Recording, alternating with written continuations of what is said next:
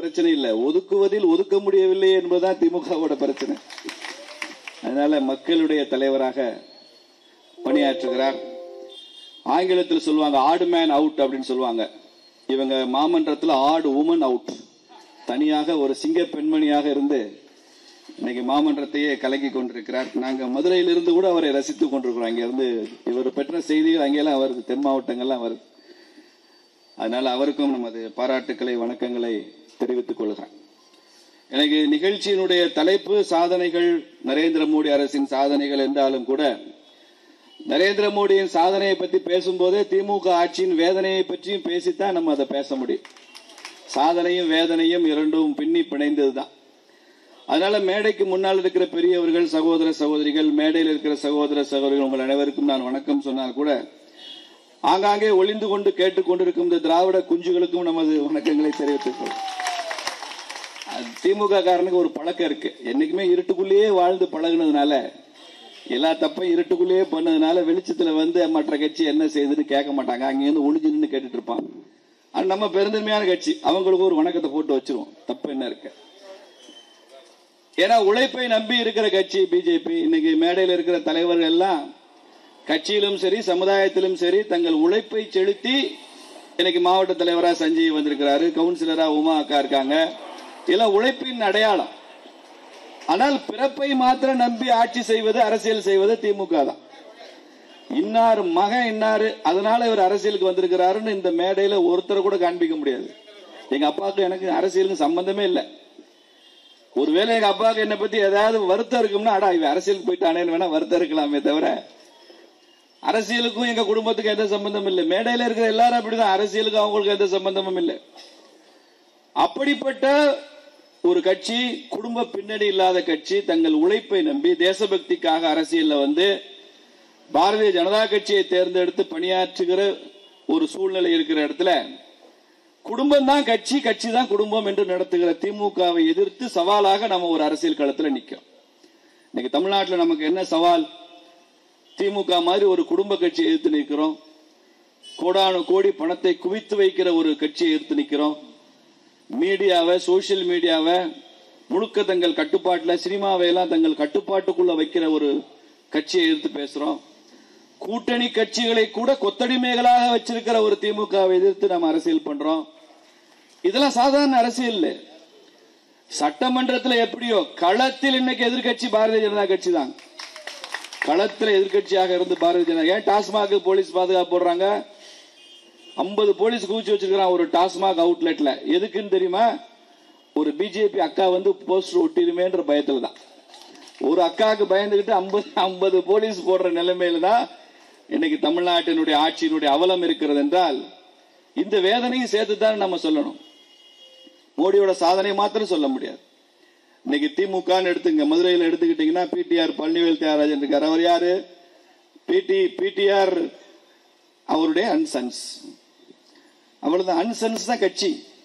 நீங்க விருதுநகர் போனீங்கன்னா தங்கம் தென்னரசு அமைச்சரா இருக்கிறாரு. அவங்க அப்பா தங்கபாண்டியன் திமுக எம்எல்ஏ இருந்தவர். தங்கபாண்டியன் அன்சன்ஸ் தான் இன்னைக்கு விருதுநகர்ல திமுக. தூத்துக்குடி போனீங்கன்னா பெரியசாமி, அவருடைய மகள் கீதா ஜீவன், பெரியசாமி மாவட்ட செயலாளர் இருந்தவர். பெரியசாமி அண்ட் டாட்டர்ஸ், அதுதான் திமுக. திருநெல்வேலிக்கு போனீங்கன்னா அப்பாவு அண்ட் சன்ஸ், அப்பாவு செட்டியார் கடைன்னு கேள்விப்பட்டிருப்பீங்க. இது அப்பாவு அண்ட் சன்ஸ் தான் திருநெல்வேலியில அந்த கட்சி.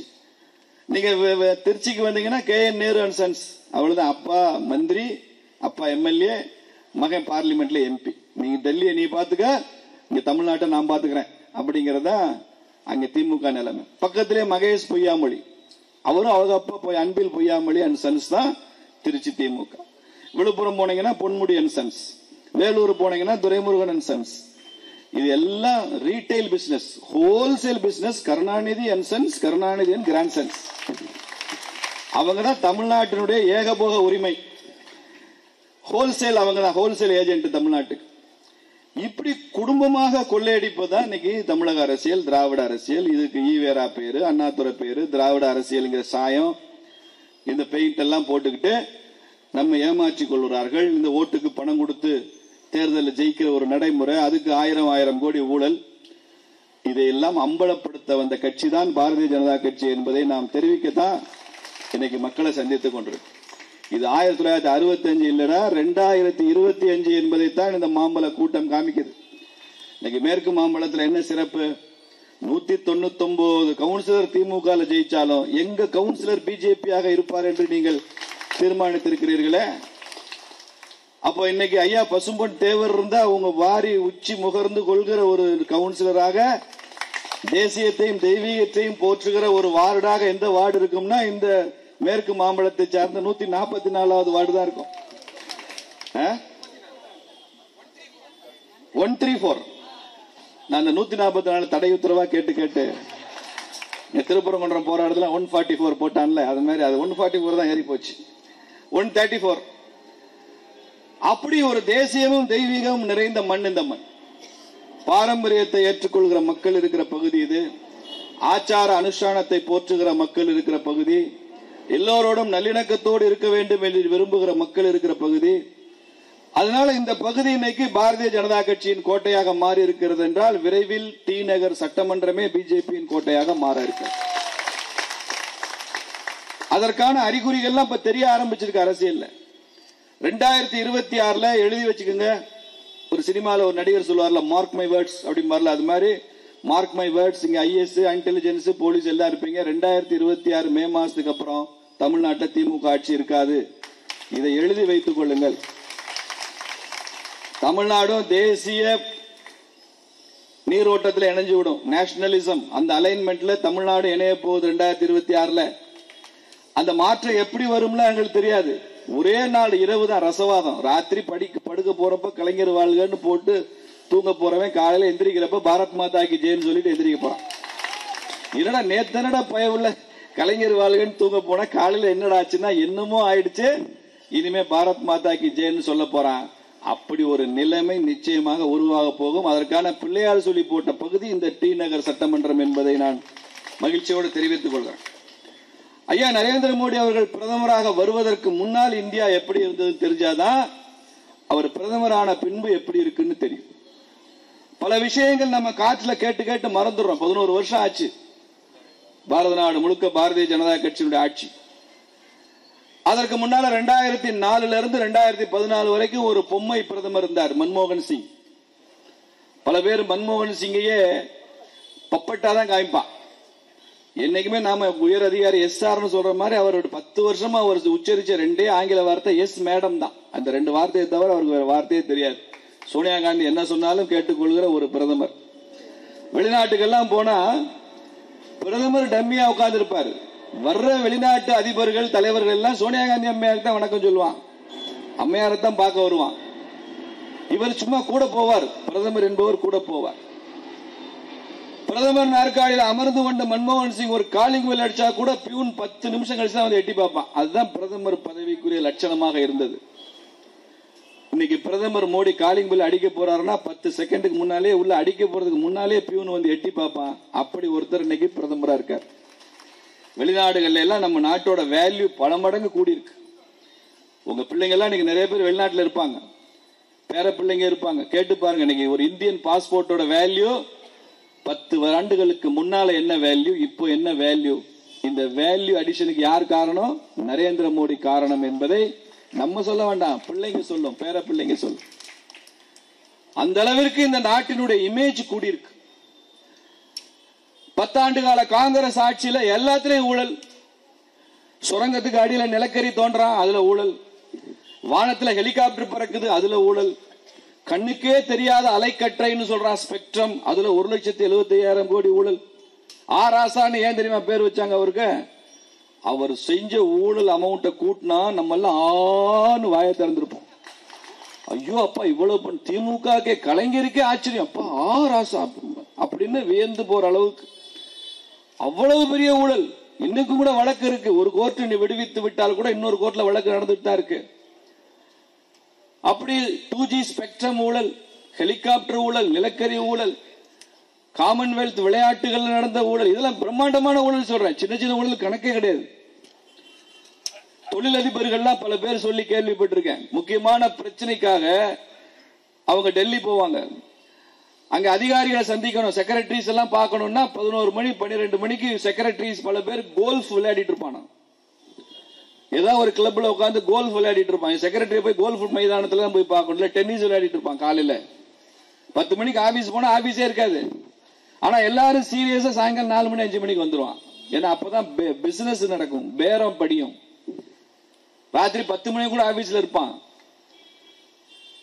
இன்னைக்கு போங்க 9:30 மணிக்கு எல்லா ஆபீசரும் சீட்ல இருக்காரா இல்லையான்னு டெல்லியில செக் பண்ணி பாருங்க. ஏன் தெரியுமா? 9:30 மணிக்கு எல்லா செக்ரட்டரி இருக்கணும். ஏன்னா பிரதமர் 9 மணிக்கு வந்து பிரதமர் சீட்ல உட்கார்றாரு. அவர் யாரை கூப்பிடுவாரு, எந்த டிபார்ட்மெண்ட்ல பேசுவாரு, எந்த செக்ரட்டரிய கூப்பிடுவாரு யாருக்கும் தெரியாது. பிரதமர் ஒரு வாரம் வெளிநாடு போயிட்டாரு, அமெரிக்கா போயிட்டாரு. நாளைக்கு மத்தியானம் தான் வர்றாரு. நாளான்னைக்கு தான் ஆபீஸுக்கு வருவாருன்னு நினைச்சு யாரும் அசால்ட்டா இருக்க முடியாது. ஏர்போர்ட்ல இருந்து நேரம் ஆபீஸுக்கு போறாரு, வீட்டுக்கு போறது இல்ல அவரு. புரியுதா உங்களுக்கு ஆட்சி எப்படி மாறி இருக்குன்னு? இந்த நாட்டில் எந்த சட்டத்தையும் நரேந்திர மோடி மாற்றவில்லை, எந்த அதிகாரிகளையும் துறையிலிருந்து மாற்றவில்லை, எந்த ஆபீஸ் நடைமுறை அலுவலக நடைமுறையும் மாறவில்லை. இருக்கிற சட்டம், இருக்கிற அதிகாரி, இருக்கிற நடைமுறை அத்தனையும் வைத்துக் கொண்டு இந்தியாவில் எல்லாவற்றையும் மாற்றி இருக்கிறார் நரேந்திர மோடி. எல்லாம் மாறி இருக்கு. இன்னைக்கு இருக்கிற சிஸ்டத்துக்குள்ள இருக்கிற சுப்ரீம் கோர்ட் தான் இருக்கு, இருக்கிற உயர் நீதிமன்றம் தான் இருக்கு, இருக்கிற பார்லிமெண்ட் தான் இருக்கு, இருக்கிற மீடியா தான் இருக்கு. ஆனால் எல்லாமே மாறி இருக்கிறது என்றால் அதற்கு காரணம் இருக்கிறதுக்குள்ள என்ன பெஸ்டா பண்ண முடியும் என்று யோசித்து யோசித்து யோசித்து செய்கிற ஒரு பிரதமர் நமக்கு கிடைச்சிருக்கிறார். சுப்பிரமணிய பாரதி பாடினான்ல, 1000 ஆண்டுகள் ஓய்ந்து கிடந்த பின் வாராது வந்த மாமணியை தோற்போமோ அப்படின்னு பாடினானே சுப்பிரமணிய பாரதி. அந்த 1000 ஆண்டுகள் ஓய்ந்து கிடந்த இந்திய தாய்க்கு வாராது வந்த மாமணி நரேந்திர மோடி என்பதை தமிழக மக்கள் மாத்திரம் கொஞ்சம் தாமதமாக புரிந்து கொள்வாங்க. அவ்வளவு இந்தியா, ஒட்டுமொத்த இந்தியாவுக்கு புரிஞ்சிருச்சு. இங்க கொஞ்சம் இந்த திராவிட இருள் இருக்கிறதுனால கொஞ்சம் தாமதமா புரிந்து கொள்வாங்க. தவிர நீங்கள் மோடியின் புகழை தமிழகத்தில் கொண்டு வருவதற்கு தாமதப்படுத்த முடியும், ஆனால் அதை நீங்கள் தவிர்க்கவே முடியாது என்பதையும் நாம் திமுக சொல்லுவோம்.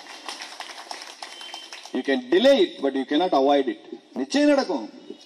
ஏன் மொழி வேணான்றான், இந்தி மொழி வேணான்றான், ஏன் 3வது மொழி வேணான்றான்?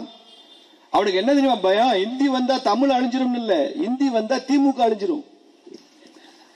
இந்தியில பிரதமர் பேசினார்னா தமிழ்நாட்டுக்காரனுக்கு புரிஞ்சிடும்.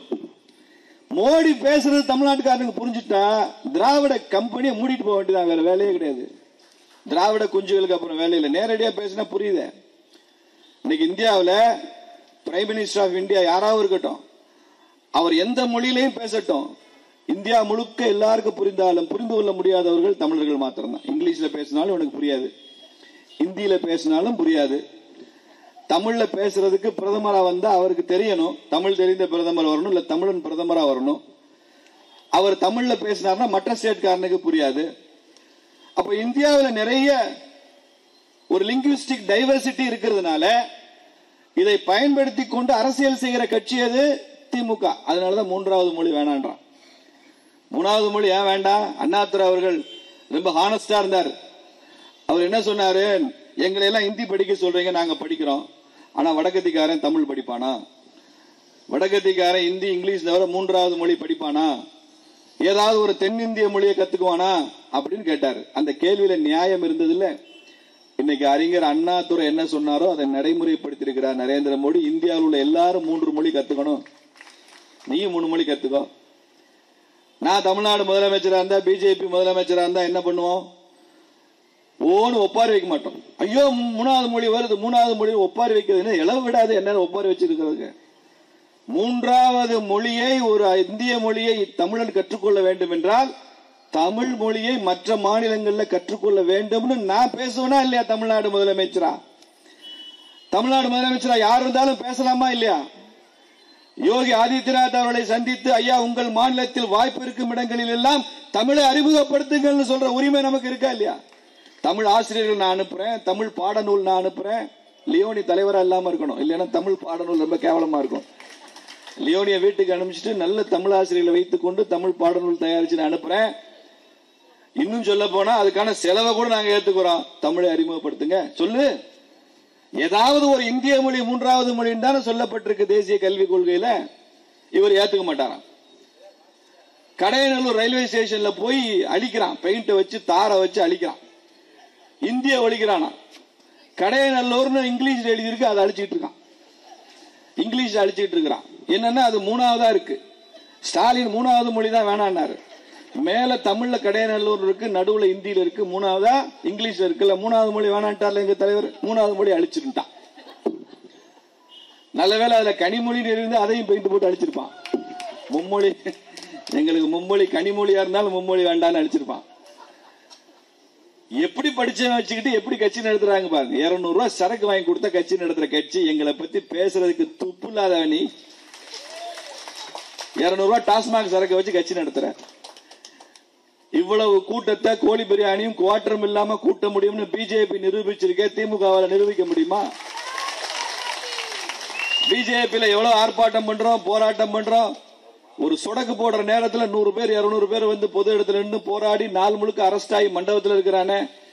Zero budget. பல மாவட்ட தலைவர்கள் சொல்லுவாங்க, சஞ்சீவி சொல்லுவாரு, ஒரு 200 பேர் மண்டபத்தில் அடைச்சிருக்கானையா, பெரிய ஆர்ப்பாட்டம் பண்ணி எவ்வளவு கட்சிக்கு செலவாச்சு, ஜீரோ பட்ஜெட் ஜி. வாட்ஸ்அப்ல செய்தி போட்டோம், எல்லாரும் வந்துட்டான், எல்லாம் அரெஸ்ட் ஆகி ஜம்முன்னு உள்ள இருக்கிறான். ஏதோ போலீஸ் கொடுக்கிற சாப்பாடு சரியில்லைன்னா நம்மளால சாப்பாடு ஸ்பான்சர் வாங்கி தருவானே தவிர பெரிய செலவு இல்லையே. ஒன்னால ஒரு 100 பேரை ஒரு 10 லட்சம் ரூபாய் செலவழிக்காம ஒரு நாளைக்கு அரெஸ்ட் ஆகி உள்ள இருக்கு சொல்லி பார்க்கலாம். அரெஸ்ட் பண்ணா சோரேறி குதிச்சு ஓடி போடுறவன் தான் திமுக காரங்க, தெரிஞ்சுங்க. ஓடிடுவான் அந்த பக்கம் பின்பக்கம் மண்டப சவரில் என் பேர் எழுதிட்டீங்களே என்னை ஆள விடுங்கன்னு ஓடிடுவான்.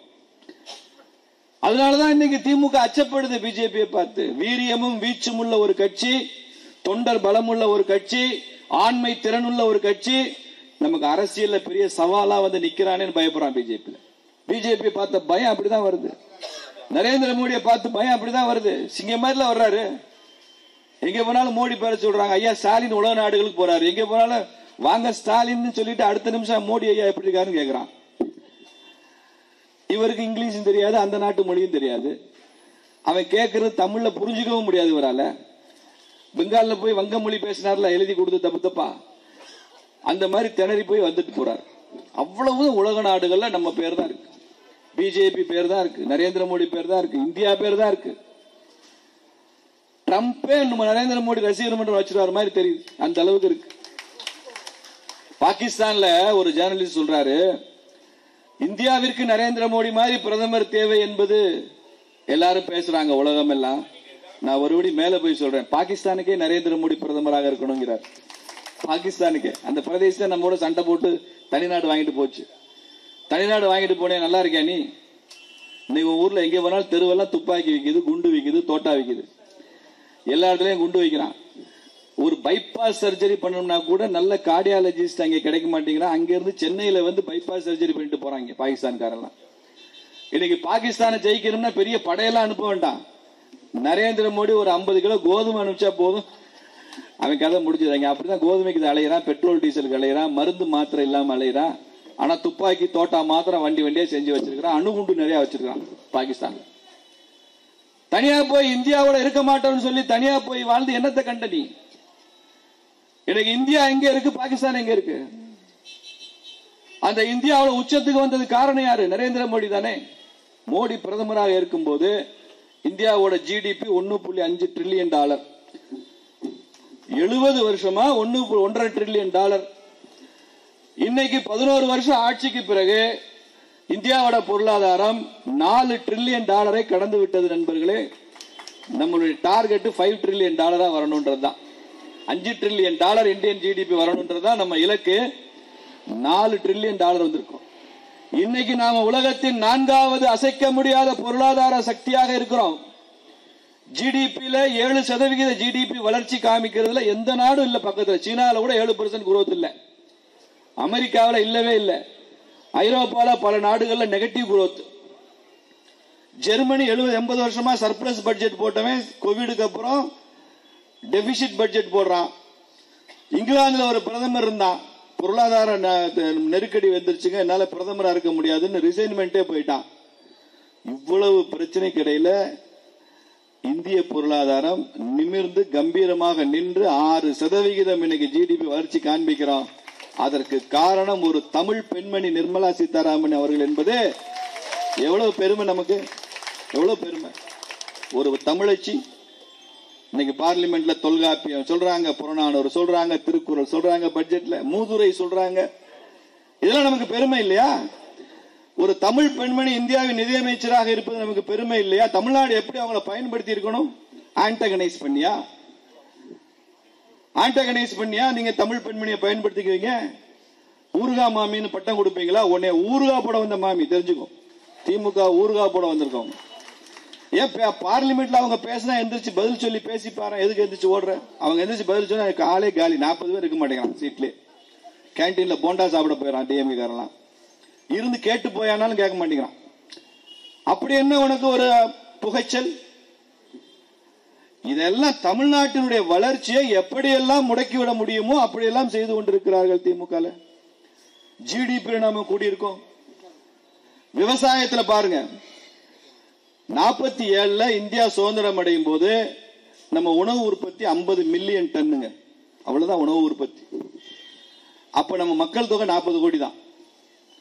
வெறும் 50 மில்லியன் டன் உணவு பற்றாக்குறை, சாப்பாடு இருக்காது. நிறைய பேர் தெரியும் 70கள் எல்லாம் பெரிய பஞ்சம் வந்து தாய்லாந்துல இருந்து அரிசி வரும். நீங்க பாத்துருக்கீங்களா? அந்த அரிசியை சாப்பிடறதுக்கே ஒரு டெக்னிக் இருக்கு. நாங்கெல்லாம் சின்ன வயசுல சாப்பிட்டுருக்கோம். அதாவது மூச்சை மூடிக்கிட்டு, மூக்கு மூடிக்கிட்டு அதை முழுங்கிடணும், இல்லைன்னா அந்த ஸ்மெல் சாப்பிட முடியாது. அப்படி அரிசி, தரங்கெட்ட அரிசி. மக்களுக்கு அதுதான் கொடுத்தாங்க அப்ப திமுக ஆட்சி, மேல காங்கிரஸ் ஆட்சி.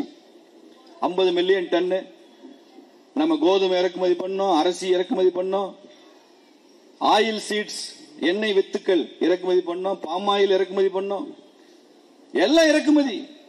உரங்கள் இறக்குமதி பண்ணோம், யூரியா இறக்குமதி பண்ணோம். உற்பத்தியே இல்ல. அப்பதான் காமராஜர் மதிய உணவு திட்டம் கொண்டு வந்தாரு. கனடாவில் கேர்னு ஒரு நிறுவனம், அந்த நிறுவனத்திலிருந்து கோதுமையை இலவசமா வாங்கினாரு. பெருந்தலைவர் காமராஜர் என்ன சொன்னாரு? உலகம் எல்லாம் போய் நான் பிச்சை எடுக்கிறேன், நீ படிடான்னு சொன்னாரு.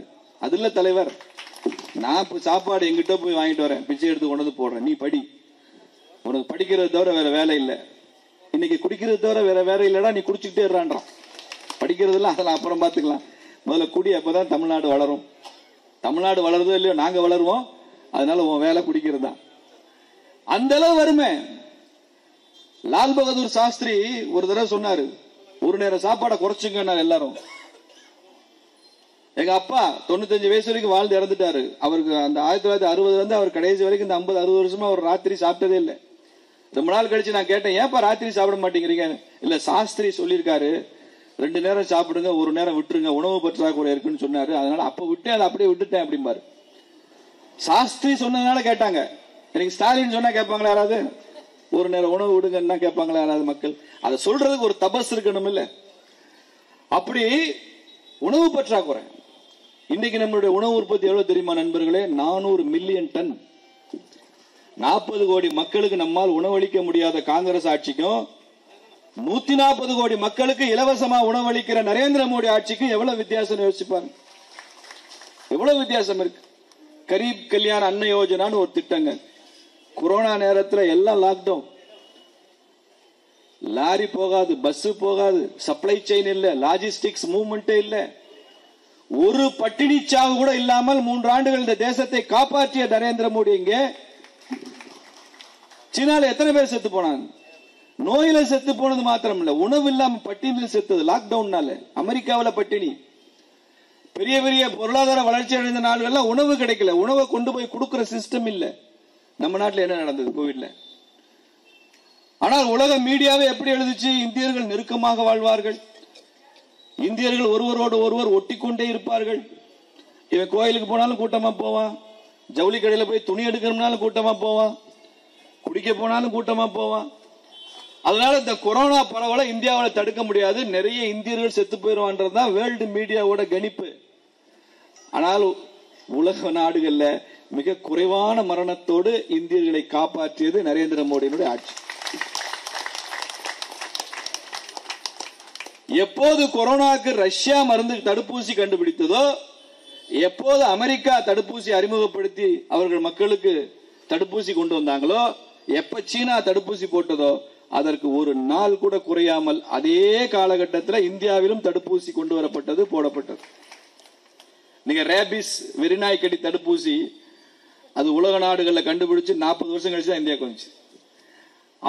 அம்மை நோய்க்கான தடுப்பூசி எப்ப கண்டுபிடிச்சா, உலகம் எல்லாம் எப்ப வந்துச்சு, இந்தியாவுக்கு எப்ப காங்கிரஸ் ஆட்சியில் வந்துச்சுன்னு பாருங்க. போலியோ டிராப்ஸ் அந்த தடுப்பு மருந்து எப்ப கண்டுபிடிச்சு உலக நாடுகள்லாம் வந்தது, இந்தியாவுக்குள்ள அது எப்ப வந்ததுன்னு பாருங்க. எல்லாம் 20 வருஷம் 30 வருஷம் இடைவெளி இருக்கும்.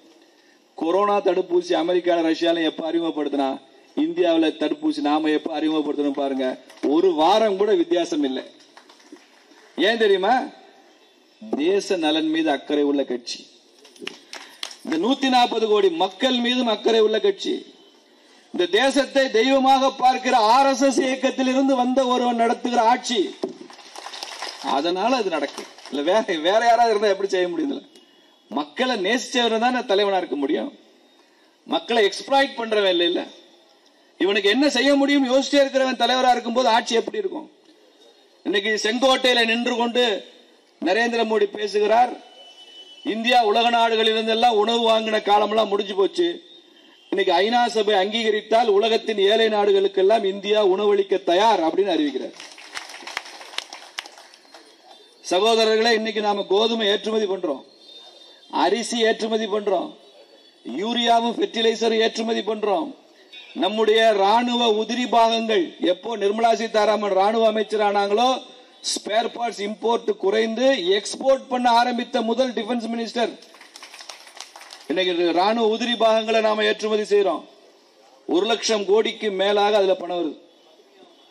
இந்த பட்ஜெட்ல நரேந்திர மோடி சொல்லி இருக்கிறாரு, எண்ணெய் வித்துக்கள் மீது இம்போர்ட் டாக்ஸ் அதிகப்படுத்தி இருக்கிறாங்க.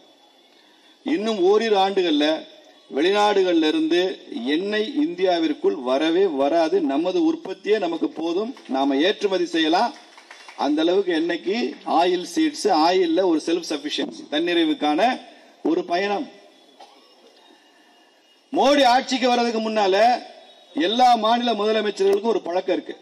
ஒரு லெட்டராவது எழுதிடுவாங்க பிரைம் மினிஸ்டருக்கு. அந்த ஒரு லெட்டர் என்னவா இருக்கும்? அது கருணாநிதி முதலமைச்சரா இருந்தாலும் ஜெயலலிதாவா இருந்தாலும், குஜராத்திலேயே நரேந்திர மோடி முதலமைச்சரா இருந்தாலும் என்ன எழுதுவாங்கன்னா, எங்கள் மாநிலத்தில் யூரியா பற்றாக்குறை இருக்கு, விவசாயிகளுக்கு யூரியா வேணும், உடனடியாக மத்திய அரசாங்கம் எங்களுக்கு இத்தனை டன் யூரியாவை ரிலீஸ் பண்ணி மத்திய தொகுப்பிலிருந்து எங்களுக்கு அனுப்பிச்சு எங்கள் விவசாயிகளுக்கு நீங்கள் உதவி செய்யணும்னு லெட்டர் எழுதிட்டே இருப்பாங்க. கலைஞர் லெட்டர் எழுதுவாரு, ஜெயலலிதா அம்மா இருக்கிறப்ப லெட்டர் எழுதுவார். என்ன பண்றது? யூரியா சென்ட்ரல் கவர்மெண்ட்ல இருக்கு. அந்த கெமிக்கல் அண்ட் ஃபெர்டிலைசர்ஸ் தான் நம்ம அண்ணன் அழகிரி வேற மந்திரியா இருந்தார். நல்ல அமைச்சர் இருந்தாலே யூரியா இல்ல, அழகிரி அமைச்சரா இருந்தா என்ன கிடைக்கும் யோசிச்சு பாருங்க. நரேந்திர மோடி பிரதமர் ஆன பின்பு 2014 அப்புறம் ஒரு மாநில முதலமைச்சரும் எனக்கு யூரியா வேணும் பற்றாக்குறை இருக்குன்னு இதுவரைக்கும் ஒரு கடிதம் கூட எழுதல. எங்களுக்கு உர தட்டுப்பாடு இருக்கு, எங்களுக்கு உரத்தை உடனே ரிலீஸ் பண்ணுங்கன்னு இதுவரைக்கும் ஒரு முதலமைச்சர் கூட எழுதவில்லை. ஏன் எழுதல தெரியுமா உங்களுக்கு? இடையில யூரியால நிறைய பதுக்கல் நடந்தது, கள்ள மார்க்கெட் இருந்தது, நிறைய இண்டஸ்ட்ரீஸ் யூரியாவை கடத்தினாங்க. நான் சொன்ன ஆச்சரியமா இருக்கும், பால்ல யூரியாவை கலந்தான். குழந்தைகள் குடிக்கிற பால்ல கூட கொஞ்சம் யூரியாவை கலந்துட முடியும், மில்க் பவுடர்ல. அப்படியெல்லாம் ஒரு கள்ள மார்க்கெட், கலப்பட சந்தையெல்லாம் இருந்ததை மாற்றி ஒரு சின்ன டெக்னிக் பண்ணாரு நரேந்திர மோடி. என்ன டெக்னிக் தெரியுமா? யாராவது தெரியுமா? அந்த கூட்டத்தில் யாராவது சொல்லுவீங்களா? நீம் கோட்டட் யூரியான்னு போட்டார். வேப்பெண்ணெயை தடவி கூடுறா, அதுக்கப்புறம் கள்ள மார்க்கெட்டே ஒழிஞ்சிரும்டா அப்படின்னு சொன்னார். கள்ள மார்க்கெட்டே ஒழிஞ்சிரும். அந்த வேப்பெண்ணெய் தடவுறப்ப அது மண்ணுக்கு வேற உரமாகுது, சத்தாகுது. வேப்ப மரத்தை, வேப்பம் கொட்டை எடுத்து நீம் ஆயில் தயார் பண்ற அந்த விவசாயிகளுக்கு அதுல பணம் கிடைக்குது, பெரிய மார்க்கெட் கிடைக்குது அவங்களுக்கு. இன்னைக்கு யூரியா தட்டுப்பாடு இல்ல. இந்தியாவில் எந்த யூரியா தொழிற்சாலையும் நிர்வாகம் செயலிழந்து இல்ல. 4 புதிய உர தொழிற்சாலைகள் போன மாசம் அஸ்ஸாம் உட்பட புதிதாக ஆரம்பிக்கப்பட்டிருக்கு.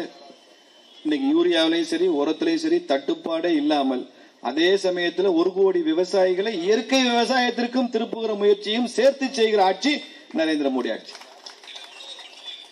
அதே ஒரே நாள்ல இயற்கை விவசாயம் பண்ணிட வேண்டியதானே? இலங்கையில் அப்படித்தான் பண்ணான், பெரிய உணவு பஞ்சம் ஆயிடுச்சு. இனிமே உரம் போடக்கூடாது, யூரியா போடக்கூடாது, எல்லாம் இயற்கை விவசாயம்னு சொல்லி அந்த நாட்டோட உற்பத்தி குறைஞ்சு அந்த அளவுக்கு அந்த சாணம், பஞ்சகவ்யம், கோமியம் எல்லாம் இல்லாம, வேலை செய்யறதுக்கு லேபர் இல்லாம பெரிய கொலாப்ஸ். அதனால இயற்கை விவசாயத்துக்கு திரும்ப வேண்டும் என்பது கட்டாயம், அதை படிப்படியாகத்தான் செய்ய வேண்டும் என்பது அதை விட கட்டாயம். இந்த ரெண்டையும் சேர்த்து செய்கிற பிரதமராக நரேந்திர மோடி இருக்கார். இன்னைக்கு பிரச்சனை இல்லையா? 400 மில்லியன் டன் உணவு உற்பத்தி, 140 கோடி மக்கள் சர்ப்ளஸ் இல்ல. இன்னைக்கு போங்க கல்யாண வீடுகள்ல, ஹோட்டல்ல, we waste more than what we taste. தூக்கி கொட்டுறமே தவிர சாப்பிடுறதை விட நம்ம கீழே கொட்டுற உணவு அதிகமா இருக்கு. நம்ம செய்யற பெரிய துரோகம், பாவம். அன்னம் வந்து தெய்வம், அதை வீணாக்க கூடாது. எவ்வளவு வேணுமோ அவ்வளவு சாப்பிடு, வீணாக்காத. பிள்ளைங்களுக்கு சொல்லிக் கொடுக்கணும். ஒவ்வொரு பருக்கைக்கும் பின்னால ஒரு விவசாயியோட உழைப்பு இருக்கு, வியர்வை இருக்கு. அவன் அவன் அவன் பண்ண அந்த அவ்வளவு முயற்சிக்கு அப்புறம் தான் நம்ம தட்டுக்கு சோறு வருது. வீட்டுல நம்ம அம்மா, சகோதரி, மனைவியோட உழைப்பு இருக்கிறதுனால தான் தட்டுக்கு சாப்பாடு வருது. அது தூக்கி குப்பையில கொட்டுற மாதிரி கொட்டுவது என்பது நல்லதல்ல. அப்படி விவசாயம். மினிமம் சப்போர்ட் பிரைஸ் சொல்றோம்ல, குறைந்தபட்ச ஆதார விலை. காங்கிரஸ் ஆட்சியில நெல்லுக்கு இருக்கும், கரும்புக்கு இருக்கும். ஒரு 4 விவசாய பொருட்களுக்கு தான் எம்எஸ்பி. இன்னைக்கு 24 விவசாய பொருட்களுக்கு எம்எஸ்பி, குறைந்தபட்ச ஆதார விலை. நீங்க நம்ப மாட்டீங்க சார், தேங்காய்க்கு எம்எஸ்பி கொடுக்கிறோம், குறைந்தபட்ச ஆதார விலை. எவ்வளவு உற்பத்தி பண்ணாலும் அதை எடுங்கன்னு சொல்லியிருக்கிறார் நரேந்திர மோடி. எங்களுக்கு இவ்வளவு கோதுமை போதும்னு அரசாங்கம் சொல்லக்கூடாது. அந்த விவசாயம் என்கிட்ட 100 மூடை இருக்கு தர்றேன்னா 100 மூடை எடுத்துக்கணும். அந்த விவசாயம் என்கிட்ட இவ்வளவு கொப்பரை இருக்கு நான் தர்றேன்னா அவ்வளவு எடுத்துக்கணும். அதன் மூலமாக இன்னைக்கு தேங்காய் விலை பல மடங்கு கூடியிருக்கு. நமக்கு அது கொஞ்சம் கஷ்டமா இருக்கலாம். ஆனா விவசாயத்துல உற்பத்தி செய்யறவனுக்கு அந்த வழி தெரியும். விவசாயத்துல தேங்காய்க்கு கட்டுப்படியான விலை கிடைக்கிறது காரணம் எம்எஸ்பி தேங்காய்க்கும் சேர்த்து அறிமுகப்படுத்தியிருக்கோம். சிறுதானியங்களுக்கு எம்எஸ்பி கொடுத்திருக்கிறாரு. பல பொருட்களுக்கு குறைந்தபட்ச ஆதார விலை வந்துருச்சு அரசாங்கம். முன்னால காங்கிரஸ் பீரியட்ல 2014 வரைக்கும் 4 பொருள் தான். இன்னைக்கு 24 பொருட்களுக்கு எம்எஸ்பி, அதாவது உணவுப் பொருள், விவசாய பொருட்களுக்கு. ஒவ்வொரு துறையா இன்டர்னல் செக்யூரிட்டின்னு எடுங்க. மன்மோகன் சிங் ஆட்சியில் எத்தனை குண்டு வெடிப்பு 10 வருஷத்துல விதவிதமா பேர் வைப்பான். டிஃபன் பாக்ஸ் குண்டும்பான். என்ன பெஸ்டா பண்ண முடியும் என்று யோசித்து யோசித்து யோசித்து செய்கிற ஒரு பிரதமர் நமக்கு கிடைச்சிருக்கிறார். சுப்பிரமணிய பாரதி பாடான்ல, 1000 ஆண்டுகள் ஓய்ந்து கிடந்த பின் வாராது வந்த மாமணியை தோற்போமோ அப்படின்னு பாடினானே சுப்பிரமணிய பாரதி. அந்த 1000 ஆண்டுகள் ஓய்ந்து கிடந்த இந்திய தாய்க்கு வாராது வந்த மாமணி நரேந்திர மோடி என்பதை தமிழக மக்கள் மாத்திரம் கொஞ்சம் தாமதமாக புரிந்து கொள்வாங்க. அவ்வளவு இந்தியா, ஒட்டுமொத்த இந்தியாவுக்கு புரிஞ்சிருச்சு. இங்க கொஞ்சம் இந்த திராவிட இருள் இருக்கிறதுனால கொஞ்சம் தாமதமா புரிந்து கொள்வாங்க. தவிர நீங்கள் மோடியின் புகழை தமிழகத்தில் கொண்டு வருவதற்கு தாமதப்படுத்த முடியும், ஆனால் அதை நீங்கள் தவிர்க்கவே முடியாது என்பதையும் நாம் திமுக சொல்லுவோம். You can delay it, but you cannot avoid it. நிச்சயம் நடக்கும். ஏன் மொழி வேணான்றான், இந்தி மொழி வேணான்றான், ஏன் 3வது மொழி வேணான்றான்? அவனுக்கு என்ன தெரியுமா பயம்? இந்தி வந்தா தமிழ் அழிஞ்சிரும் இல்ல, இந்தி வந்தா திமுக அழிஞ்சிரும். இந்தியில பிரதமர் பேசினார்னா தமிழ்நாட்டுக்காரனுக்கு புரிஞ்சிடும். மோடி பேசுறது தமிழ்நாட்டுக்காரனுக்கு புரிஞ்சுட்டா திராவிட கம்பெனியை மூடிட்டு போக வேண்டியதான், வேற வேலையே கிடையாது. திராவிட குஞ்சுகளுக்கு அப்புறம் வேலையில நேரடியா பேசினா புரியுது. இன்னைக்கு இந்தியாவில் திராவிட குஞ்சுகளுக்கு அப்புறம் வேலையில நேரடியா பேசினா புரியுது. இன்னைக்கு இந்தியாவில் பிரைம் மினிஸ்டர் ஆஃப் இந்தியா யாராவது இருக்கட்டும், அவர் எந்த மொழியிலையும் பேசட்டும், இந்தியா முழுக்க எல்லாருக்கும் புரிந்தாலும் புரிந்து கொள்ள முடியாதவர்கள் தமிழர்கள் மாத்திரம்தான். இங்கிலீஷ்ல பேசினாலும் உனக்கு புரியாது, இந்தியில பேசினாலும் புரியாது. தமிழ்ல பேசுறதுக்கு பிரதமரா வந்தா அவருக்கு தெரியணும், தமிழ் தெரிந்த பிரதமர் வரணும், இல்ல தமிழன் பிரதமரா வரணும். அவர் தமிழ்ல பேசினார்னா மற்ற ஸ்டேட்காரனுக்கு புரியாது. அப்ப இந்தியாவில் நிறைய ஒரு லிங்குவிஸ்டிக் டைவர்சிட்டி இருக்கிறதுனால இதை பயன்படுத்தி கொண்டு அரசியல் செய்கிற கட்சி அது திமுக. அதனாலதான் 3வது மொழி வேணான்றான். 3வது மொழி ஏன் வேண்டாம்? அண்ணாதுரை அவர்கள் ரொம்ப ஹானஸ்டா இருந்தார். அவர் என்ன சொன்னாரு? எங்களை எல்லாம் ஹிந்தி படிக்க சொல்றீங்க, நாங்க படிக்கிறோம். ஆனா வடக்கத்திக்காரன் தமிழ் படிப்பானா? வடக்கத்திக்காரன் ஹிந்தி இங்கிலீஷ் தவிர 3வது மொழி படிப்பானா? ஏதாவது ஒரு தென்னிந்திய மொழியை கத்துக்குவானா அப்படின்னு கேட்டாரு. அந்த கேள்வியில நியாயம் இருந்தது இல்ல. இன்னைக்கு அறிஞர் அண்ணாதுரை என்ன சொன்னாரோ அதை நடைமுறைப்படுத்தியிருக்கிறார் நரேந்திர மோடி. இந்தியாவில் உள்ள எல்லாரும் 3 மொழி கத்துக்கணும், நீயும் 3 மொழி கத்துக்கோ. நான் தமிழ்நாடு முதலமைச்சரா இருந்தா, பிஜேபி முதலமைச்சரா இருந்தா என்ன பண்ணுவோம்? ஓன்னு ஒப்பாரி வைக்க மாட்டோம். ஐயோ 3வது மொழி வருது, 3வது மொழி ஒப்பாரி வைக்கிறது இளவு விடாது, என்ன ஒப்பாரி வச்சிருக்கிறது? 3வது மொழியை, ஒரு இந்திய மொழியை தமிழன் கற்றுக்கொள்ள வேண்டும் என்றால் தமிழ் மொழியை மற்ற மாநிலங்களில் கற்றுக்கொள்ள வேண்டும்னு நான் பேசுவேனா இல்லையா? தமிழ்நாடு முதலமைச்சரா, தமிழ்நாடு முதலமைச்சரா யார் இருந்தாலும் பேசலாமா இல்லையா? யோகி ஆதித்யநாத் அவர்களை சந்தித்து, ஐயா உங்கள் மாநிலத்தில் வாய்ப்பு இருக்கும் இடங்களில் எல்லாம் தமிழை அறிமுகப்படுத்துங்கள் சொல்ற உரிமை நமக்கு இருக்கா இல்லையா? தமிழ் ஆசிரியர்கள் நான் அனுப்புறேன், தமிழ் பாடநூல் நான் அனுப்புறேன். லியோனி தலைவரா இல்லாம இருக்கணும், இல்லைன்னா தமிழ் பாடநூல் ரொம்ப கேவலமா இருக்கும். லியோனிய வீட்டுக்கு அனுப்பிச்சுட்டு நல்ல தமிழ் ஆசிரியர்களை வைத்துக் கொண்டு தமிழ் பாடநூல் தயாரிச்சு நான் அனுப்புறேன். இன்னும் சொல்ல போனா அதுக்கான செலவை கூட நாங்க ஏத்துக்கிறோம். தமிழை அறிமுகப்படுத்துங்க சொல்லு. ஏதாவது ஒரு இந்திய மொழி 3வது மொழின்னு தானே சொல்லப்பட்டிருக்கு தேசிய கல்விக் கொள்கையில. இவர் ஏத்துக்க மாட்டாராம். கடையநல்லூர் ரயில்வே ஸ்டேஷன்ல போய் அழிக்கிறான், பெயிண்ட் வச்சு தாரை வச்சு அழிக்கிறான், இந்திய ஒழிக்கிறானா. கடையநல்லூர்னு இங்கிலீஷ்ல எழுதியிருக்கு, அதை அழிச்சிட்டு இருக்கான், இங்கிலீஷ் அழிச்சிட்டு இருக்கிறான். என்னன்னா அது 3வதா இருக்கு. ஸ்டாலின் 3வது மொழி தான் வேணான்னாரு. மேல தமிழ்ல கடையநல்லூர் இருக்கு, நடுவுல இந்தியில இருக்கு, 3வதா இங்கிலீஷ்ல இருக்குல்ல. 3வது மொழி வேணான்ட்டார்ல எங்க தலைவர். 3வது மொழி அழிச்சிருந்தான். நல்லவேளை அதுல கனிமொழி இருந்து அதையும் பெயிண்ட் போட்டு அழிச்சிருப்பான். மும்மொழி, எங்களுக்கு மும்மொழி கனிமொழியா இருந்தாலும் மும்மொழி வேண்டான்னு அழிச்சிருப்பான். எப்படி படிச்சவன் வச்சுக்கிட்டு எப்படி கட்சி நடத்துறாங்க பாருங்க. 200 ரூபாய் சரக்கு வாங்கி கொடுத்த கட்சி நடத்துற கட்சி. எங்களை பத்தி பேசுறதுக்கு துப்பு இல்லாதவனி 200 ரூபாய் டாஸ்மாக் சரக்கு வச்சு கட்சி நடத்துற. இவ்வளவு கூட்டத்தை கோழி பிரியாணியும் குவாட்டரும் இல்லாம கூட்ட முடியும்னு பிஜேபி நிரூபிச்சிருக்க. திமுகவால நிரூபிக்க முடியுமா? பிஜேபியில எவ்வளவு ஆர்ப்பாட்டம் பண்றோம், போராட்டம் பண்றோம். ஒரு சொடக்கு போடுற நேரத்தில் 100 பேர் 200 பேர் வந்து பொது இடத்துல நின்று போராடி நாள் முழுக்க அரெஸ்ட் ஆகி மண்டபத்தில் இருக்கிறானே. 0 பட்ஜெட். பல மாவட்ட தலைவர்கள் சொல்லுவாங்க, சஞ்சீவி சொல்லுவாரு, ஒரு 200 பேர் மண்டபத்தில் அடைச்சிருக்கானையா, பெரிய ஆர்ப்பாட்டம் பண்ணி எவ்வளவு கட்சிக்கு செலவாச்சு. 0 பட்ஜெட் ஜி. வாட்ஸ்அப்ல செய்தி போட்டோம், எல்லாரும் வந்துட்டான், எல்லாம் அரெஸ்ட் ஆகி ஜம்முன்னு உள்ள இருக்கிறான். ஏதோ போலீஸ் கொடுக்கிற சாப்பாடு சரியில்லைன்னா நம்மளால சாப்பாடு ஸ்பான்சர் வாங்கி தருவானே தவிர பெரிய செலவு இல்லையே. ஒன்னால ஒரு 100 பேரை ஒரு 10 லட்சம் ரூபாய் செலவழிக்காம ஒரு நாளைக்கு அரெஸ்ட் ஆகி உள்ள இருக்கு சொல்லி பார்க்கலாம். அரெஸ்ட் பண்ணா சோரேறி குதிச்சு ஓடி போடுறவன் தான் திமுக காரங்க, தெரிஞ்சுங்க. ஓடிடுவான் அந்த பக்கம் பின்பக்கம் மண்டப சவரில் என் பேர் எழுதிட்டீங்களே என்னை ஆள விடுங்கன்னு ஓடிடுவான். அதனாலதான் இன்னைக்கு திமுக அச்சப்படுது பிஜேபியை பார்த்து. வீரியமும் வீச்சும் உள்ள ஒரு கட்சி, தொண்டர் பலமுள்ள ஒரு கட்சி, ஆண்மை திறனுள்ள ஒரு கட்சி நமக்கு அரசியல்ல பெரிய சவாலா வந்து நிக்கிறானேன்னு பயப்படுறான் பிஜேபி. பிஜேபி பார்த்த பயம் அப்படிதான் வருது. நரேந்திர மோடியை பார்த்து பயம் அப்படிதான் வருது. சிங்கம் மாதிரில வர்றாரு. எங்க போனாலும் மோடி பேர சொல்றாங்க. ஐயா ஸ்டாலின் உலக நாடுகளுக்கு போறாரு. எங்க போனாலும் வாங்க ஸ்டாலின் சொல்லிட்டு அடுத்த நிமிஷம் மோடி ஐயா எப்படி இருக்காருன்னு கேக்குறான். இவருக்கு இங்கிலீஷும் தெரியாது, அந்த நாட்டு மொழியும் தெரியாது. அவன் கேட்கறது தமிழ்ல புரிஞ்சுக்கவும் முடியாது இவரால. பெங்கால்ல போய் வங்க மொழி பேசினார்ல, எழுதி கொடுத்து தப்பு தப்பா, அந்த மாதிரி திணறி போய் வந்துட்டு போறாரு. அவ்வளவு உலக நாடுகள்ல நம்ம பேர் தான் இருக்கு, பிஜேபி பேர் தான் இருக்கு, நரேந்திர மோடி பேர் தான் இருக்கு, இந்தியா பேர் தான் இருக்கு.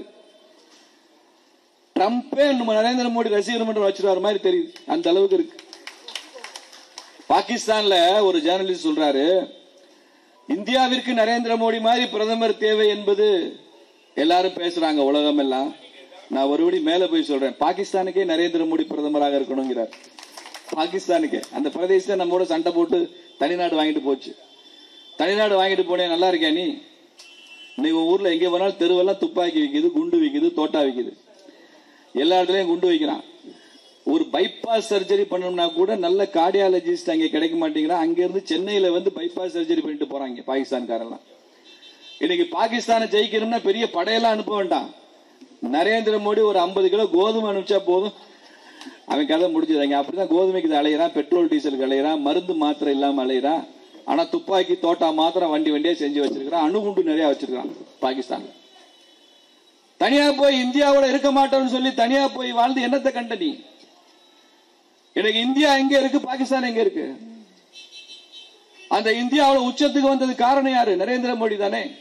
மோடி பிரதமராக இருக்கும் போது இந்தியாவோட ஜிடிபி $1.5 டிரில்லியன். 70 வருஷமா $1.5 டிரில்லியன். இன்னைக்கு 11 வருஷம் ஆட்சிக்கு பிறகு இந்தியாவோட பொருளாதாரம் $4 டிரில்லியன் கடந்து விட்டது நண்பர்களே. நம்மளுடைய டார்கெட் $5 டிரில்லியன் வரணும்ன்றதுதான். $5 டிரில்லியன் இந்தியன் ஜிடிபி வரணும்ன்றதுதான் நம்ம இலக்கு. $4 டிரில்லியன் வந்திருக்கும். இன்னைக்கு நாம உலகத்தின் 4வது அசைக்க முடியாத பொருளாதார சக்தியாக இருக்கிறோம்.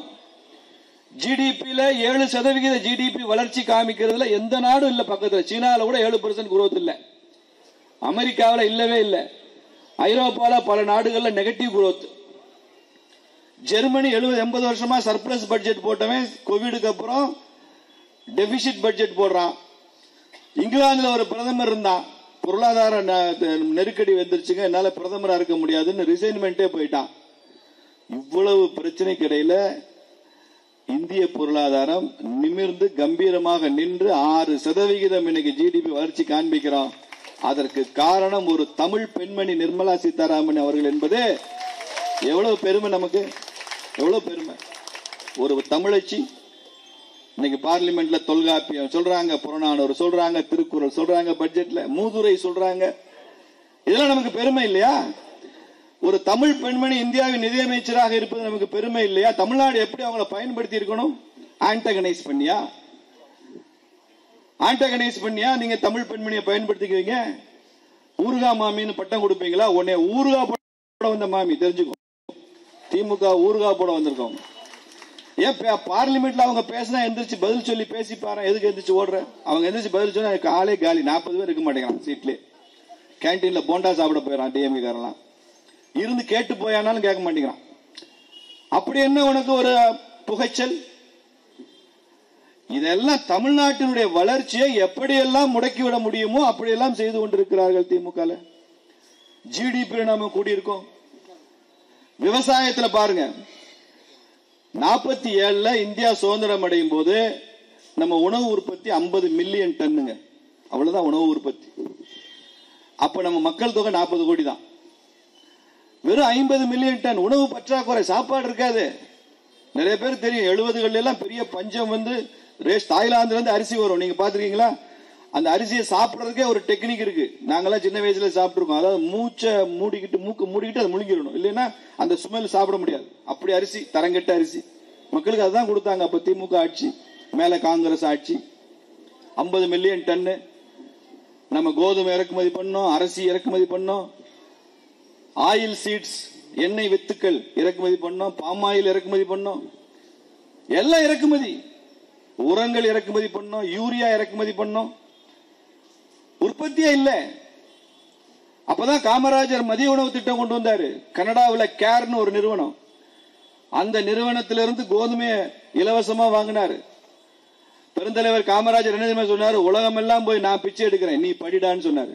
அது இல்ல தலைவர், நான் சாப்பாடு எங்கிட்ட போய் வாங்கிட்டு வரேன், பிச்சை எடுத்து கொண்டு வந்து போடுறேன், நீ படி. உனக்கு படிக்கிறது தவிர வேற வேலை இல்லை. இன்னைக்கு குடிக்கிறது தவிர வேற வேலை இல்லடா, நீ குடிச்சுக்கிட்டே இருறான்றான். படிக்கிறதுலாம் அதெல்லாம் அப்புறம் பாத்துக்கலாம், முதல்ல குடி. அப்பதான் தமிழ்நாடு வளரும். தமிழ்நாடு வளருதோ இல்லையோ, நாங்க வளருவோம். அதனால உன் வேலை குடிக்கிறது தான். அந்த அளவு வருமே. லால் பகதூர் சாஸ்திரி ஒரு தடவை சொன்னாரு, ஒரு நேரம் சாப்பாடை குறைச்சுங்க எல்லாரும். எங்க அப்பா 95 வயசு வரைக்கும் வாழ்ந்து இறந்துட்டாரு. அவருக்கு அந்த 1960 அவர் கடைசி வரைக்கும் இந்த 50-60 வருஷமா அவர் ராத்திரி சாப்பிட்டதே இல்லை. ரொம்ப நாள் கழிச்சு நான் கேட்டேன், ஏப்பா ராத்திரி சாப்பிட மாட்டேங்கிறீங்க? இல்ல, சாஸ்திரி சொல்லியிருக்காரு 2 நேரம் சாப்பிடுங்க, 1 நேரம் விட்டுருங்க, உணவு பற்றாக்குறை இருக்குன்னு சொன்னாரு. அதனால அப்ப விட்டேன், அதை அப்படியே விட்டுட்டேன் அப்படிம்பாரு. சாஸ்திரி சொன்னதுனால கேட்டாங்க. எனக்கு ஸ்டாலின் சொன்னா கேட்பாங்களா யாராவது? 1 நேரம் உணவு விடுங்கன்னா கேட்பாங்களா யாராவது மக்கள்? அதை சொல்றதுக்கு ஒரு தபஸ் இருக்கணும் இல்ல? அப்படி உணவு பற்றாக்குறை. இன்னைக்கு நம்மளுடைய உணவு உற்பத்தி எவ்வளவு தெரியுமா நண்பர்களே? 400 மில்லியன் டன். 40 கோடி மக்களுக்கு நம்மால் உணவளிக்க முடியாத காங்கிரஸ் ஆட்சிக்கும் 140 கோடி மக்களுக்கு இலவசமா உணவளிக்கிற நரேந்திர மோடி ஆட்சிக்கும் எவ்வளவு வித்தியாசம் யோசிப்பாங்க. எவ்வளவு வித்தியாசம் இருக்கு. கரீப் கல்யாண் அன்ன யோஜனான்னு ஒரு திட்டங்க. கொரோனா நேரத்தில் எல்லாம் லாக்டவுன். லாரி போகாது, பஸ் போகாது, சப்ளை செயின் இல்ல, லாஜிஸ்டிக்ஸ் மூவ்மெண்ட் இல்ல. ஒரு பட்டினி சாவு கூட இல்லாமல் 3 ஆண்டுகள் இந்த தேசத்தை காப்பாற்றிய நரேந்திர மோடி இங்கே. சீனால எத்தனை பேர் செத்து போனாங்க? நோயில செத்து போனது மாத்திரம் இல்ல, உணவு இல்லாம பட்டினியில் செத்தது லாக்டவுன்னால. அமெரிக்காவில் பட்டினி. பெரிய பெரிய பொருளாதார வளர்ச்சி அடைந்த நாடுகள்ல உணவு கிடைக்கல, உணவை கொண்டு போய் கொடுக்கிற சிஸ்டம் இல்ல. நம்ம நாட்டில் என்ன நடந்தது கோவிட்ல? ஆனால் உலக மீடியாவை எப்படி எழுதிச்சு? இந்தியர்கள் நெருக்கமாக வாழ்வார்கள், இந்தியர்கள் ஒருவரோடு ஒருவர் ஒட்டிக்கொண்டே இருப்பார்கள். இவன் கோயிலுக்கு போனாலும் கூட்டமா போவான், ஜவுளி கடையில போய் துணி எடுக்கணும்னாலும் கூட்டமா போவான், குடிக்க போனாலும் கூட்டமா போவான். அதனால இந்த கொரோனா பரவலை இந்தியாவில் தடுக்க முடியாது, நிறைய இந்தியர்கள் செத்து போயிருவான்றதுதான் வேர்ல்டு மீடியாவோட கணிப்பு. ஆனால் உலக நாடுகள்ல மிக குறைவான மரணத்தோடு இந்தியர்களை காப்பாற்றியது நரேந்திர மோடியினுடைய ஆட்சி. எப்போது கொரோனாவுக்கு ரஷ்யா மருந்து தடுப்பூசி கண்டுபிடித்ததோ, எப்போது அமெரிக்கா தடுப்பூசி அறிமுகப்படுத்தி அவர்கள் மக்களுக்கு தடுப்பூசி கொண்டு வந்தாங்களோ, எப்ப சீனா தடுப்பூசி போட்டதோ, அதற்கு ஒரு நாள் கூட குறையாமல் அதே காலகட்டத்தில் இந்தியாவிலும் தடுப்பூசி கொண்டு வரப்பட்டது, போடப்பட்டது. நீங்க ரேபிஸ் வெறிநாய்க்கடி தடுப்பூசி அது உலக நாடுகளில் கண்டுபிடிச்சு 40 வருஷம் கழிச்சு தான் இந்தியாவுக்கு வந்துச்சு. அம்மை நோய்க்கான தடுப்பூசி எப்ப கண்டுபிடிச்சா, உலகம் எல்லாம் எப்ப வந்துச்சு, இந்தியாவுக்கு எப்ப காங்கிரஸ் ஆட்சியில் வந்துச்சுன்னு பாருங்க. போலியோ டிராப்ஸ் அந்த தடுப்பு மருந்து எப்ப கண்டுபிடிச்சு உலக நாடுகள்லாம் வந்தது, இந்தியாவுக்குள்ள அது எப்ப வந்ததுன்னு பாருங்க. எல்லாம் 20 வருஷம் 30 வருஷம் இடைவெளி இருக்கும். கொரோனா தடுப்பூசி அமெரிக்கால ரஷ்யால எப்ப அறிமுகப்படுத்தினா, இந்தியாவில் தடுப்பூசி நாம எப்ப அறிமுகப்படுத்தணும் பாருங்க. ஒரு வாரம் கூட வித்தியாசம் இல்லை. ஏன் தெரியுமா? தேச நலன் மீது அக்கறை உள்ள கட்சி. இந்த 140 கோடி மக்கள் மீதும் அக்கறை உள்ள கட்சி. இந்த தேசத்தை தெய்வமாக பார்க்கிற RSS இயக்கத்தில் இருந்து வந்த ஒருவன் நடத்துகிற ஆட்சி. அதனால அது நடக்கும். இல்ல வேற யாராவது இருந்தா எப்படி செய்ய முடியுது?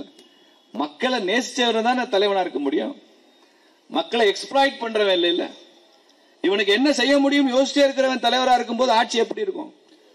இன்னைக்கு செங்கோட்டையில நின்று கொண்டு நரேந்திர மோடி பேசுகிறார், இந்தியா உலக நாடுகளில் இருந்தெல்லாம் உணவு வாங்கின காலமெல்லாம் முடிஞ்சு போச்சு. இன்னைக்கு ஐநா சபை அங்கீகரித்தால் உலகத்தின் ஏழை நாடுகளுக்கெல்லாம் இந்தியா உணவளிக்க தயார் அப்படின்னு அறிவிக்கிறார். சகோதரர்களே, இன்னைக்கு நாம கோதுமை ஏற்றுமதி பண்றோம், அரிசி ஏற்றுமதி பண்றோம், யூரியாவும் ஃபெர்டிலைசரும் ஏற்றுமதி பண்றோம். நம்முடைய ராணுவ உதிரி பாகங்கள் எப்போ நிர்மலா சீதாராமன் ராணுவ அமைச்சர் ஆனாங்களோ ஸ்பேர் பார்ட்ஸ் இம்போர்ட் குறைந்து எக்ஸ்போர்ட் பண்ண ஆரம்பித்த முதல் டிஃபென்ஸ் மினிஸ்டர். இன்னைக்கு ராணுவ உதிரி பாகங்களை நாம ஏற்றுமதி செய்யறோம். 1 லட்சம் கோடிக்கு மேலாக அதுல பணம் வருது. இந்த பட்ஜெட்ல நரேந்திர மோடி சொல்லி இருக்கிறாரு, எண்ணெய் வித்துக்கள் மீது இம்போர்ட் டாக்ஸ் அதிகப்படுத்தி இருக்கிறாங்க. இன்னும் ஓரிரு ஆண்டுகள்ல வெளிநாடுகள்ல இருந்து எண்ணெய் இந்தியாவிற்குள் வரவே வராது. நமது உற்பத்தியே நமக்கு போதும், நாம ஏற்றுமதி செய்யலாம். அந்த அளவுக்கு எண்ணெய்க்கு ஆயில் சீட்ஸ், ஆயில்ல ஒரு செல்ஃப் சஃபிஷியன்சி, தன்னிறைவுக்கான ஒரு பயணம். மோடி ஆட்சிக்கு வர்றதுக்கு முன்னால எல்லா மாநில முதலமைச்சர்களுக்கும் ஒரு பழக்கம் இருக்கு, ஒரு லெட்டராவது எழுதிடுவாங்க பிரைம் மினிஸ்டருக்கு. அந்த ஒரு லெட்டர் என்னவா இருக்கும்? அது கருணாநிதி முதலமைச்சரா இருந்தாலும் ஜெயலலிதாவா இருந்தாலும், குஜராத்திலே நரேந்திர மோடி முதலமைச்சரா இருந்தாலும் என்ன எழுதுவாங்கன்னா, எங்கள் மாநிலத்தில் யூரியா பற்றாக்குறை இருக்கு, விவசாயிகளுக்கு யூரியா வேணும், உடனடியாக மத்திய அரசாங்கம் எங்களுக்கு இத்தனை டன் யூரியாவை ரிலீஸ் பண்ணி மத்திய தொகுப்பிலிருந்து எங்களுக்கு அனுப்பிச்சு எங்கள் விவசாயிகளுக்கு நீங்கள் உதவி செய்யணும்னு லெட்டர் எழுதிட்டே இருப்பாங்க. கலைஞர் லெட்டர் எழுதுவாரு, ஜெயலலிதா அம்மா இருக்கிறப்ப லெட்டர் எழுதுவார். என்ன பண்றது? யூரியா சென்ட்ரல் கவர்மெண்ட்ல இருக்கு. அந்த கெமிக்கல் அண்ட் ஃபெர்டிலைசர்ஸ் தான் நம்ம அண்ணன் அழகிரி வேற மந்திரியா இருந்தார். நல்ல அமைச்சர் இருந்தாலே யூரியா இல்ல, அழகிரி அமைச்சரா இருந்தா என்ன கிடைக்கும் யோசிச்சு பாருங்க. நரேந்திர மோடி பிரதமர் ஆன பின்பு 2014 அப்புறம் ஒரு மாநில முதலமைச்சரும் எனக்கு யூரியா வேணும் பற்றாக்குறை இருக்கு இதுவரைக்கும் ஒரு கடிதம் கூட எழுதல. எங்களுக்கு உர தட்டுப்பாடு இருக்கு, எங்களுக்கு உரத்தை உடனே ரிலீஸ் பண்ணுங்கன்னு இதுவரைக்கும் ஒரு முதலமைச்சர் கூட எழுதவில்லை. ஏன் எழுதல தெரியுமா உங்களுக்கு? இடையில யூரியால நிறைய பதுக்கல் நடந்தது, கள்ள மார்க்கெட் இருந்தது, நிறைய இண்டஸ்ட்ரீஸ் யூரியாவை கடத்தினாங்க. நான் சொன்ன ஆச்சரியமா இருக்கும், பால்ல யூரியாவை கலந்தான். குழந்தைகள் குடிக்கிற பால்ல கூட கொஞ்சம் யூரியாவை கலந்துட முடியும், மில்க் பவுடர்ல. அப்படியெல்லாம் ஒரு கள்ள மார்க்கெட், கலப்பட சந்தையெல்லாம் இருந்ததை மாற்றி ஒரு சின்ன டெக்னிக் பண்ணாரு நரேந்திர மோடி. என்ன டெக்னிக் தெரியுமா? யாராவது தெரியுமா? அந்த கூட்டத்தில் யாராவது சொல்லுவீங்களா? நீம் கோட்டட் யூரியான்னு போட்டார். வேப்பெண்ணெயை தடவி கூடுறா, அதுக்கப்புறம் கள்ள மார்க்கெட்டே ஒழிஞ்சிரும்டா அப்படின்னு சொன்னார். கள்ள மார்க்கெட்டே ஒழிஞ்சிடும். அந்த வேப்பெண்ணெய் தடவுறப்ப அது மண்ணுக்கு வேற உரமாகுது, சத்தாகுது.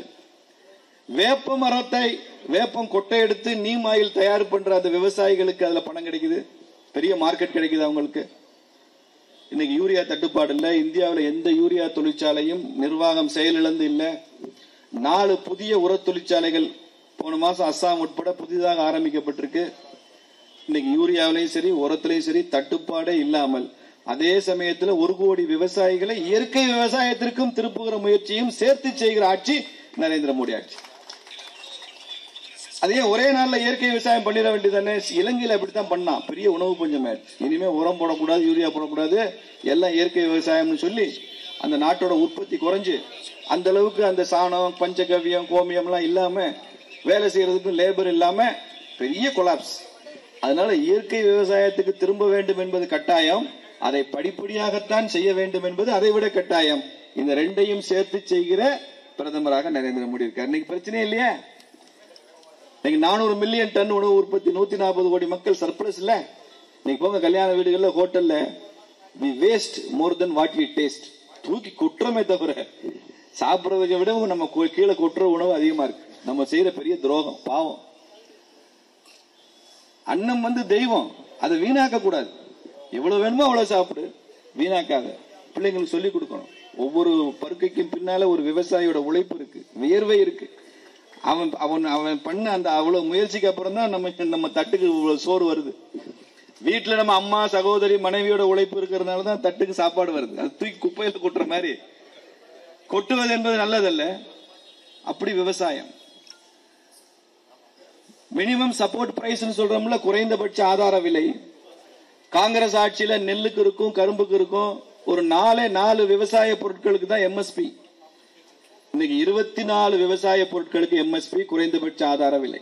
நீங்க நம்ப மாட்டீங்க சார், தேங்காய்க்கு எம்எஸ்பி கொடுக்கிறோம், குறைந்தபட்ச ஆதார விலை. எவ்வளவு உற்பத்தி பண்ணாலும் அதை எடுங்கன்னு சொல்லியிருக்கிறார் நரேந்திர மோடி. எங்களுக்கு இவ்வளவு கோதுமை போதும்னு அரசாங்கம் சொல்லக்கூடாது. அந்த விவசாயம் என்கிட்ட 100 மூடை இருக்கு தர்றேன்னா 100 மூடை எடுத்துக்கணும். அந்த விவசாயம் என்கிட்ட இவ்வளவு கொப்பரை இருக்கு நான் தர்றேன்னா அவ்வளவு எடுத்துக்கணும். அதன் மூலமாக இன்னைக்கு தேங்காய் விலை பல மடங்கு கூடியிருக்கு. நமக்கு அது கொஞ்சம் கஷ்டமா இருக்கலாம். ஆனா விவசாயத்துல உற்பத்தி செய்யறவங்களுக்கு அந்த வழி தெரியும். விவசாயத்துல தேங்காய்க்கு கட்டுப்படியான விலை கிடைக்கிறது காரணம் எம்எஸ்பி தேங்காய்க்கும் சேர்த்து அறிமுகப்படுத்தியிருக்கோம்.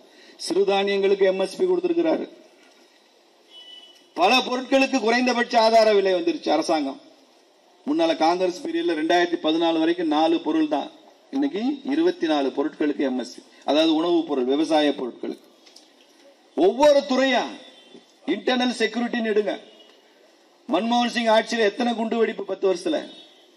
விதவிதமா பேர் வைப்பான். டிஃபன் பாக்ஸ் குண்டும்பா. என்னடா டிஃபன் பாக்ஸ் குண்டு? ஸ்கூட்டர் குண்டு வெடித்ததுமா. ஒரு பெரிய ஹோட்டலுக்கு கீழே பார்க்கிங்ல ஸ்கூட்டர்ல, பழைய ஸ்கூட்டர் விலைக்கு வாங்கி அதுல குண்டெல்லாம் வச்சு லோடு பண்ணிட்டு டெரரிஸ்ட் வெளியில போயிடுவான். அங்க இருந்து வெளியில இருந்து ரிமோட்ல ஆபரேட் பண்ணாருன்னா குண்டு வெடிச்சிடும். அதுக்கு பேர் ஸ்கூட்டர் குண்டு. சாப்பாடு கொண்டு போற மாதிரி டிஃபன் பாக்ஸ்ல உள்ள குண்டை வச்சு ஒரு பஸ்லயோ ட்ரெயின்லயோ வச்சுட்டு போயிடுவான். டபார்னு வெடிக்கும் டிஃபன் பாக்ஸ் குண்டு. அப்புறம் ஹேண்ட்பேக் குண்டு. அப்புறம் அவனே குண்டா மாறுவான், சூசைட் குண்டு. இன்னைக்கு ஒரு குண்டு கூட இல்ல, தெரிஞ்சுக்கங்க. இந்தியா முழுக்க ஒரு குண்டு வெடிப்பு சம்பவம் கூட இந்த 11 ஆண்டுகளில் நடக்கவில்லை.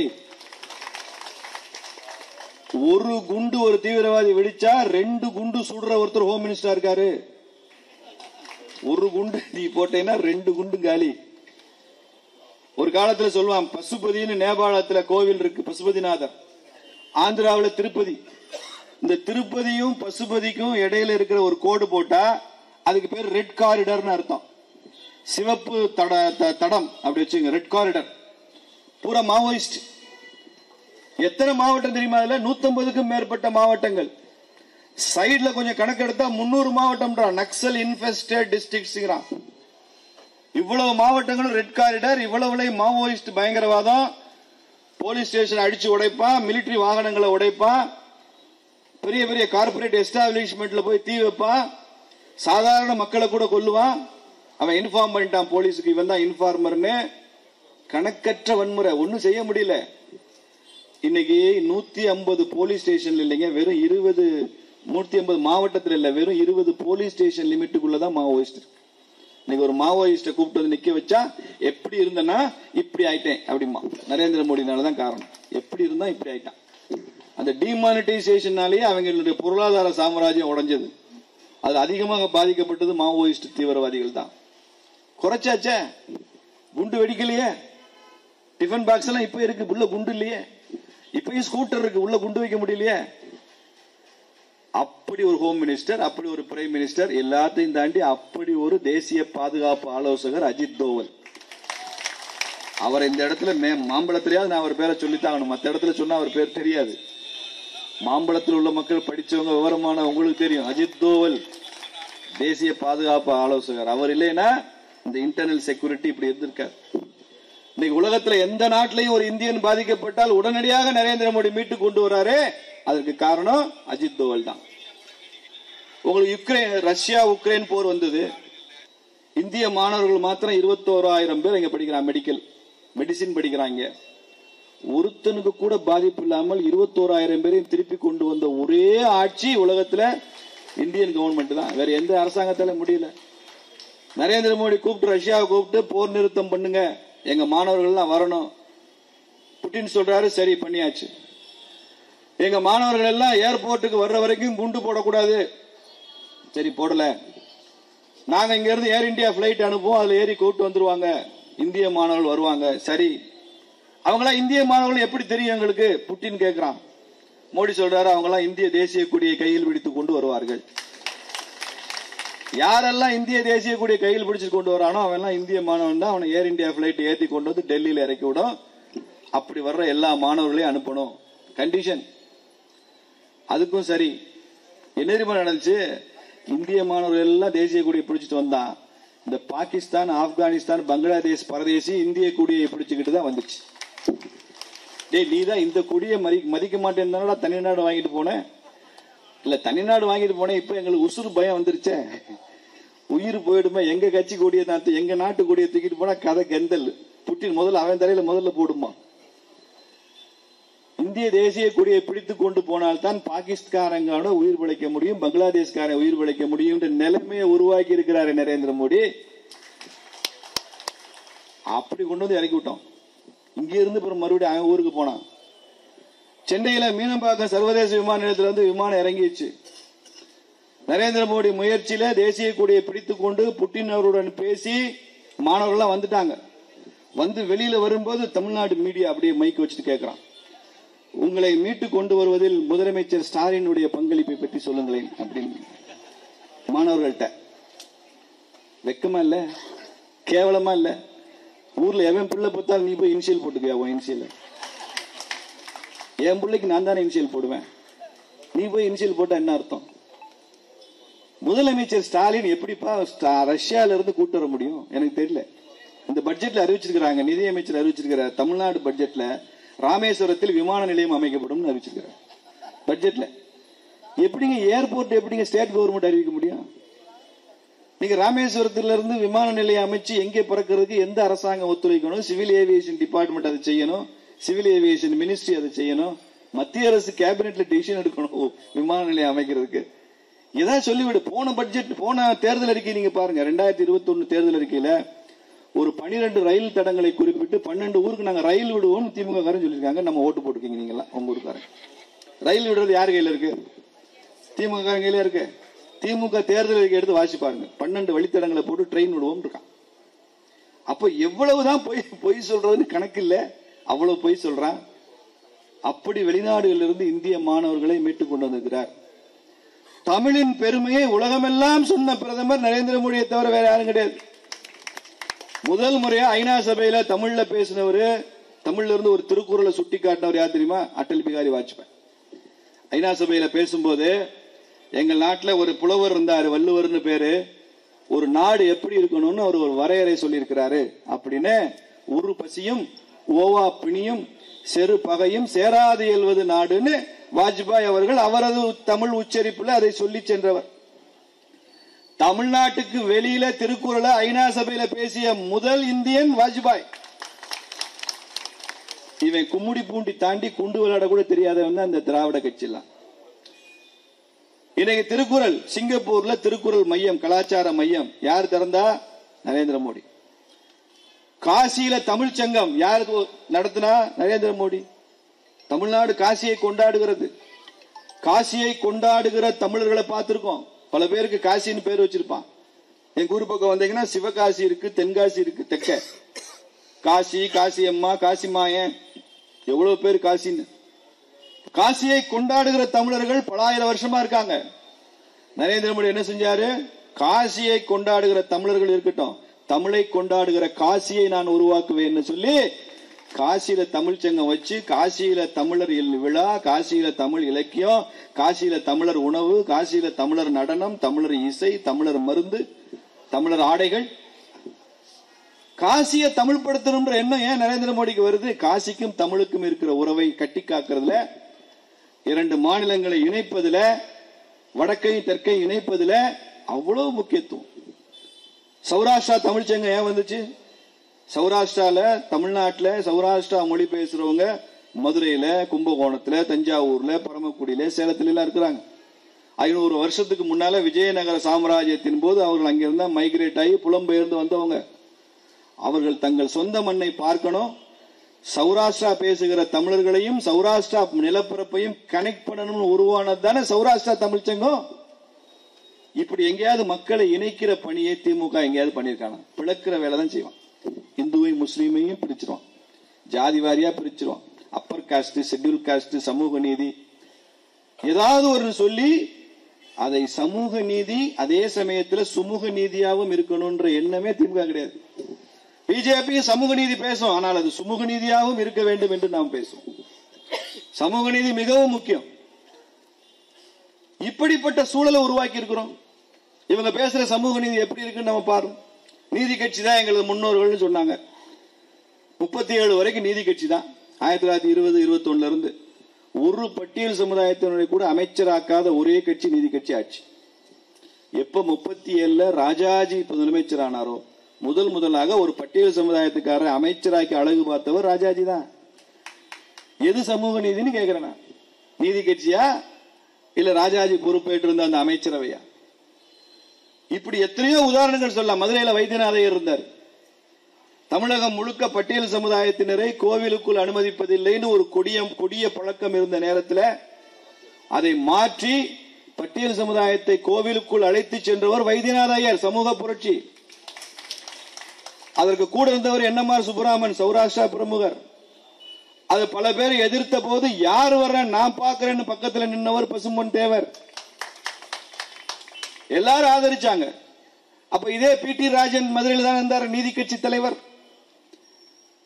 பட்டியல் சமுதாய மக்களை மீனாட்சி அம்மன் கோவிலுக்கு அழைத்து செல்லும் போது சமூக நீதி பேசுகிற நீதி கட்சி தலைவர் என்ன செஞ்சிருக்கணும்? நானும் கூட வரேங்கன்னு வந்திருக்கணும்ல. எங்க போய் ஒளிஞ்சுக்கிட்டாரு அவரு? அதை செஞ்சதெல்லாம் யாரு? நீங்க சனாதனிகள்னு சொல்றீங்களே, அந்த சனாதன தர்மம் தான் அதை செய்தது என்பதையும் நாம் திராவிட கட்சிகளுக்கு சொல்லணுமா வேண்டாமா? பல சமயங்கள்ல நம்மளை எதிர்த்து கேள்வி வச்சுக்கிட்டே போறாங்க. நாம ஏதோ ரொம்ப சின்சியரா பள்ளிக்கூட பையன் மாதிரி வாத்தியார் ஸ்டூடெண்ட கேள்வி கேட்டா எப்படி பதில் சொல்லிட்டே இருப்பானோ அப்படி நாம பதில் சொல்லிட்டே இருக்கோம். குறைந்தபட்சம் திராவிட கட்சிகளை எதிர்த்து கேள்வி கேட்கிற தன்மை நமக்கு வரணுமா வேண்டாமா? நீ என்னடா யோக்கியம், நீ என்ன சமூக நீதியில பண்ணன்னு கேட்கணுமா வேண்டாமா? எங்க முன்னோர்கள் என்னெல்லாம் பண்ணிருக்காங்க நம்ம சொல்லணுமா வேண்டாமா? அந்த அறிவு துணிச்சல் நமக்கு வேணுமா வேணாமான்றதான் உங்க மக்களால நான் கேட்கிறேன். இந்த மாம்பலத்துல வேணும்ல. அவன் ஏதோ திட்டிவிட்டான் சார், நமக்கு என்ன சார் ரொம்ப, எல்லாம் பகவான் பார்த்துக்குவான்னு போனா தன்னையே பார்த்து கொள்ளாதவன பகவானும் பார்க்க மாட்டான். எந்திரிச்சு நின்று என்னைக்கு திருப்பி அடிக்கிறோமோ அன்னைக்கு பகவானும் நம்ம கூட வந்து கையை பிடிச்சு நானும் கூட வரேன்னு சொல்லுவோம். திருப்பி அடினா கம்பால் அடி, கல்லால் அடி, வன்முறை பண்ணல, அறிவால் அடி. அறிவாலயத்துக்கும் அறிவுக்கும் சம்பந்தமே இல்லை, முதல்ல தெரிஞ்சுங்க. ஒரு தடவை நான் ஒரு ஜோக்கு சொல்லுவேன். ஸ்டாலின் ஒரு தடவை துரைமுருகன் சொன்னாராம், இந்த கமலஹாசன் கொஞ்சம் ஜாக்கிரதையா இருக்கணும்னே அப்படின்னாராம். ஏன்னே இப்படி சொல்றீங்க? இல்ல, அவருக்கு பேர்ல கமல் வருது, இந்த பிஜேபி காரன் கமலாலயம்னு பேர் வச்சிருக்கான். ஒருவேளை அவன் கமலாலயம் பேர் வச்சதுனால கமலாலயத்துக்கும் கமலுக்கும் எது சம்பந்தம் இருக்குமோ, நம்ம கொஞ்சம் ஜாக்கிரதையா இருக்க வேண்டாமா? ஆனா அப்படிலாம் சந்தேகப்படாங்க. நம்ம கூட தான் அறிவாலயம்னு பேர் வச்சிருக்கோம். அறிவுக்கு நமக்கு சம்பந்தமா இருக்கு. அதனால திருப்பி அடி, திருப்பி கேள்வி கேளு, அவனை அம்பலப்படுத்து. அவன்கிட்ட ஒண்ணுமே இல்லப்பா, அவன்கிட்ட எதுவுமே கிடையாது. திராவிட மாயன் ஒரு புத்தகம் எழுதினார் சுப்பு. இது வரைக்கும் ஒருத்தன் பதில் சொல்ல அந்த புத்தகத்துக்கு. அதுல இருக்கிற விஷயத்துக்கு எதுக்கும் பதிலே கிடையாது. சும்மா விமர்சனம் வைவான், ஜாதியை சொல்லி திட்டுவான், பூணூல் வேலை செய்து அது வேலை செய்துன்னு திட்டுவான். இப்ப பேசிப்பாரு, 2026 அப்புறம் நீ பூணூல்னு ஒரு வார்த்தை பேசிப்பாரு, என்ன நடக்குன்னு பாரு. ஆட்சி மாறும் போது காட்சியும் மாறிவிடும் என்பதைத்தான் தமிழக பாரதிய ஜனதா கட்சி சொல்லிக் கொண்டே இருக்கிறோம். பேய் ஆட்சி செய்தால் பிணம் தின்னும் சாத்திரங்கள்னு சொன்னா பாரதி. அது மாதிரிதான் கம்சன் ஆட்சியில, அது கம்சன் ஆட்சி, இது சன் ஆட்சி, அவ்வளவுதான். ரெண்டுக்கும் வித்தியாசம். சன்னுக்கும் கம்சனுக்கும் என்ன வித்தியாசம்? அங்க எப்படி ஒரு கிருஷ்ண பரமாத்மா வந்தானோ இங்கேயும் ஒரு கிருஷ்ண பரமாத்மா வருவாயா? அங்க ஒருத்தன் வந்தா இங்க 1 லட்சம் பேராக பாரதிய ஜனதா கட்சி பேர்ல வருவான். நிச்சயம் நடக்கும். அன்றைக்கு தமிழ்நாட்டினுடைய மக்கள் எல்லா மொழியும் கற்றுக்கொள்வதற்கான வாய்ப்பை பாரதிய ஜனதா கட்சி உருவாக்கும். எல்லா மொழியும் கற்றுக்குவோம். டாஸ்மாக் என்ற பேச்சே இல்லாமல் முற்றிலுமாக போதையிலிருந்து தமிழகத்தை மீட்கிற பணியை பாரதிய ஜனதா கட்சி செய்யும். அரசாங்கத்திற்கு ஆலயத்தில் இடமில்லை. எப்படி கிறிஸ்தவ தேவாலயங்களை கிறிஸ்தவர்களே பார்த்துக் கொள்கிறார்களோ, இஸ்லாமிய மசூதிகளை முஸ்லிம்கள் அதை பார்த்துக் கொள்கிறார்களோ, நிர்வகித்துக் கொள்கிறார்களோ, இந்து ஆலயங்களையும் இந்துக்களே நிர்வகித்துக் கொள்வார்கள், பார்த்துக் கொள்வார்கள். ஆலயத்தில் அரசுக்கு இடமில்லை, வெளியேறுன்னு சொல்லுவோம். பிஜேபி அதற்கான முதல் கையெழுத்தை போடும். Government should be a facilitator. Government should not be a controller. உன்னை கண்ட்ரோல் பண்றதுக்காக, சமுதாயத்தை கண்ட்ரோல் பண்றது அரசாங்கத்துக்கு வேலை.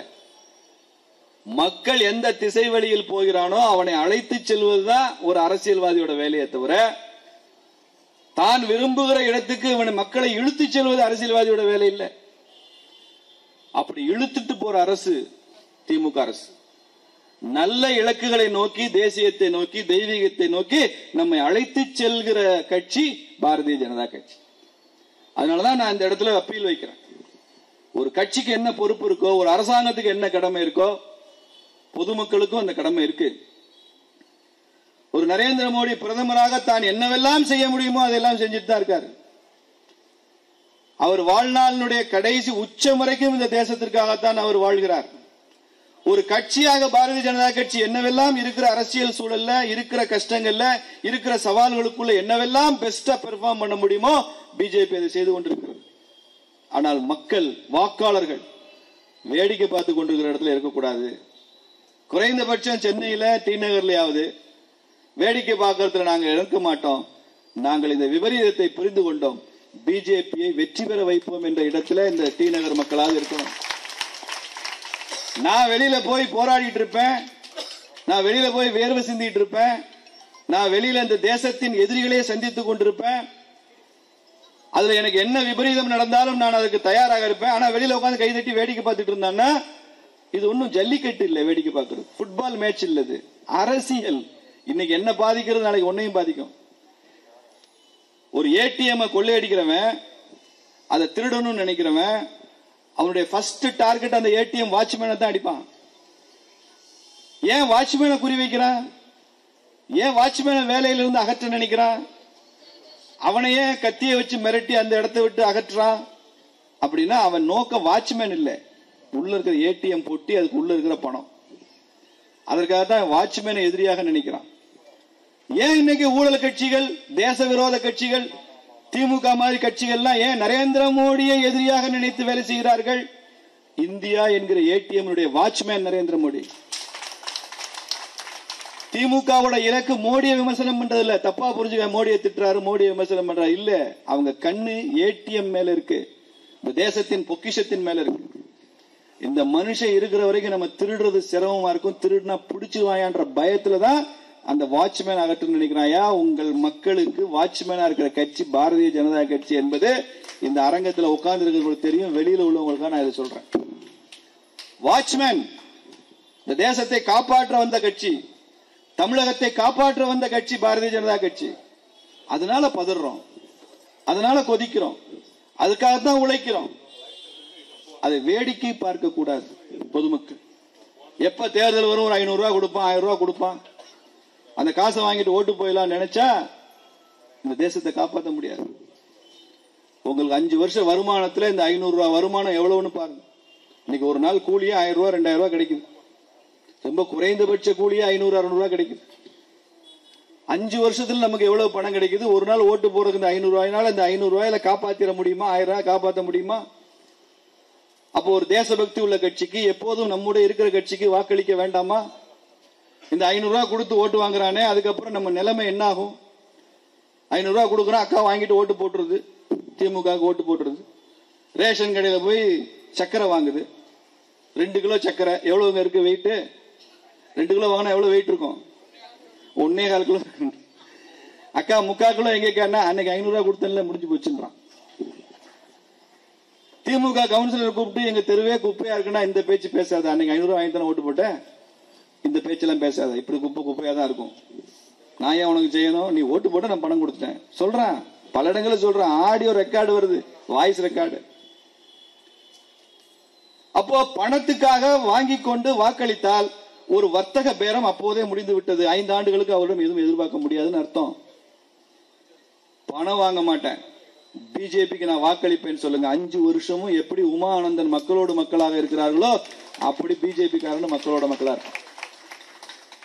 வாக்களிப்பதற்கு பணம் கொடுக்க மாட்டான் பிஜேபி காரன், தான் செய்கிற சேவைக்கு 10 பைசா லஞ்சமும் வாங்க மாட்டான் பிஜேபி காரன்றதுதான் திரும்ப திரும்ப மக்கள்கிட்ட சொல்லணும். வெறும் பணம் மாத்திரம் அரசியல் இல்லை, ஒரு குவார்டர் மாத்திரம் அரசியல் இல்லை, ஒரு பிரியாணி மாத்திரம் அரசியல் இல்லை. ரோசி பிரியாணி சாப்பிட்டு ஓட்டு போட்டு போக கூடாது. நீங்கள் ஒரு வாக்காளர் அடையாள அட்டை எடுத்து பாத்தீங்கன்னா, வாக்காளர்களுக்கு சொல்றேன், அதுல உங்க போட்டோ இருக்கும். ஓட்டர் ஐடி கார்டுல உங்க போட்டோ இருக்கும். அந்த ஓட்டர் ஐடி கார்டு அப்படி பின்னால திருப்பி பாருங்க, அதுல யார் போட்டோ இருக்காது. ஆனா அப்படி யோசிச்சு பாத்தீங்கன்னா பல பேருடைய போட்டோ உங்களுக்கு நினைவுக்கு வரும். அந்த வாக்காளர் அடையாள அட்டைக்கு பின்னால்தான் வீர வாஞ்சிநாதன் இருக்கான், அதுக்கு பின்னால்தான் நேதாஜி சுபாஷ் சந்திர போஸ் இருக்காரு, அதற்கு பின்னால்தான் கப்பலோட்டிய தமிழன் வாவு சிதம்பரம் பிள்ளை இருக்காரு, பெருந்தலைவர் காமராஜர் இருக்காரு. எல்லா தலைவரும் சொல்றேன், பேருக்கு உதாரணத்துக்கு 4-5 பேரை சொல்றேன், எல்லாம் அதுக்கு பின்னால இருக்காங்க. இவர்கள் எல்லாம் செய்த உழைப்பு, தியாகம், தேசத்திற்காக எதையும் செய்ய தயாராக இருந்த அந்த வீர தீரம், அதனுடைய விளைவு தான் இந்தியா விடுதலை அடைந்தது, ஜனநாயகம் வந்தது, நமக்கெல்லாம் ஓட்டு போடுற உரிமையா. வெள்ளக்காரன் ஓட்டு போடுற உரிமை கொடுக்கல? வெள்ளக்காரன் தானே சமூக நீதியே நிலைநாட்டினா, எல்லாரையும் படிக்க வச்சான் கிழிக்க வச்சான்னு பேசுறான் திராவிட குஞ்சு. வெள்ளக்காரன் எல்லாருக்கும் ஓட்டு போடுற உரிமையா கொடுக்கல? கொடுக்க முடியாது இல்ல. ஆட்சியில ஆட்சியை நீ வேணாம் தானே ஓட்டு போட்டிருப்பான். அப்போ இதெல்லாம் நாம் செய்து கொடுத்திருக்கிறோம். பொதுமக்களுக்கு ஒரு பெரிய கடமை இருக்கிறது என்பதற்காக நான் இதையும் சொல்லுவேன். அதனால மக்களை சந்திக்கும் போது வாக்காளர்களுக்கும் ஒரு கடமை இருக்கு. நீங்க தேசபக்தி உள்ள கட்சி ஆதரிக்கணும், நேர்மையான நாணயம் உள்ள தேசபக்தி உள்ள வேட்பாளர் ஆதரிக்கணும். அப்படி இருக்கிற ஒரே கட்சி பாரதிய ஜனதா கட்சி தான் என்று தெரிந்து நீங்கள் அதை ஆதரிக்கணும். பிஜேபி ஆட்சிக்கு வரும்போது எல்லாம் மாறும் என்பதை புரிய வைத்தால் நிச்சயமாக டி நகர்ல அந்த மாற்றம் துவங்கும். அந்த மாற்றத்தை துவக்க வேண்டிய பொறுப்பு உங்களுக்கு இருக்கிறது என்று சொல்லி இந்த நிகழ்ச்சியை மிக வெற்றிகரமாக நடத்திய உங்கள் ஒவ்வொருவருக்கும் எனது பாராட்டுக்களை, வணக்கம்.